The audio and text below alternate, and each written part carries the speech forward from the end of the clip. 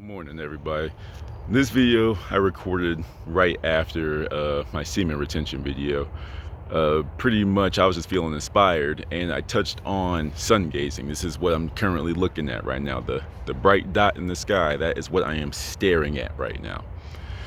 Before I sound crazy to people, what I want you to understand is you have to have a relationship with certain things. I have a relationship with the sun, so it makes me more powerful.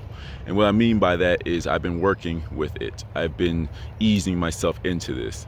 You know, when people say sun gazing, yes, you are indeed looking right at the sun. That is what you are doing. And I'm not here to, tell you like, oh, this is going to change your life. It might, because it's been changing mine. It feels like it's been clearing up this gland in my head. It feels stimulated after I'm done staring at it. And I feel great. I feel amazing. And I'm not here to, segregate, dissect my future audience. But like, there is something like with black people, it is a scientific fact that we have melanin. Like, we have more melanin than that of white people. But white people do have melanin as well. That is something that needs to be understood by also the black community. Was that white people have melanin, they just have less of it. Every living thing, everything I do believe, anything that's just been manufactured has some form of melanin in it. But we as black people, our melanin literally absorbs sunlight a little bit easier. And those that have brown eyes, you have more melanin in your eyes. That's what makes your eyes brown. So when I stare at the sun, like I said, it stimulates right in here. And for anyone that's spiritual, that's the third eye. Anyone that's scientific, that's the pineal gland. And what it feels like is like my thoughts have been clear.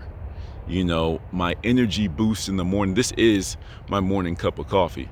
I don't need anything else. I don't need no drugs. I don't need no caffeine pills. I don't need coffee. I don't need tea.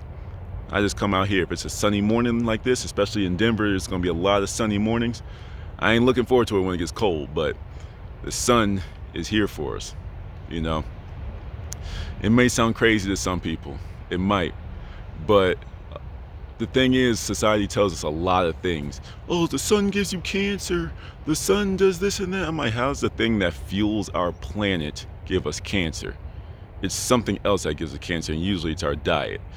But speaking of diet, I do think that may play a part in the ease in which someone could sun gaze. I do believe that. You are what you eat. There's that old saying, you are what you eat, right? But, so if you eat the animals, you're more likely to have the stress hormones, everything that the animal ate and things like that. But then when you're vegan, you're eating plants, you're eating the chlorophyll, and if that's floating around your system, then if you are what you eat, then sunlight should be a little bit easier for you to take in a way, you know what I mean? So basically but basically what I'm saying is there is potential that being vegan or vegetarian could, make it easier for you to get into sun gazing. What I'm not saying like to go straight out from your house and go open your eyes wide, just stare at it. Obviously you see I've been squinting this entire time because, you have to kind of channel it in. I can open my eyes a little wider, but usually it's just, a squint. You make a little shadow around your eyes so that, you're not getting every single ray that's coming in. But what I'm doing here is I'm literally downloading information. We can only see 10% of the light spectrum, visible light spectrum, whatever, or is the visible light spectrum only 10%? Regardless, we can only see 10% of everything that's coming down from the sun, essentially. So who's to say that the other 90% isn't good for us? It's like I've been feeling amazing when I do this, and I recommend that you try it. Now, I'm not saying on your first ever try to sun gaze to come out here and stare at it for 20 minutes. No, your eyes will burn out of your head. Let's just be real. What I'm saying is the first time you come out here, you're only doing it for a few seconds. You come in, you look at it, and you close your eyes. Simple, like 2-3 seconds. Close your eyes and you're good to go. Then I'd say probably do that maybe one more time, and then you're done for the day. Then the next day you just add on a second, add on another second, add on another second, and eventually you'll be out here. Like I said, I believe there's something to do with the melanin, and I believe there's something with vegetarian/veganism or a plant-based diet that would help with this to make it a little bit easier. But you have to think though, all these different civilizations worshipped the sun. There has to be something to that, like besides the fact that they thought if it didn't come up, then they'd die.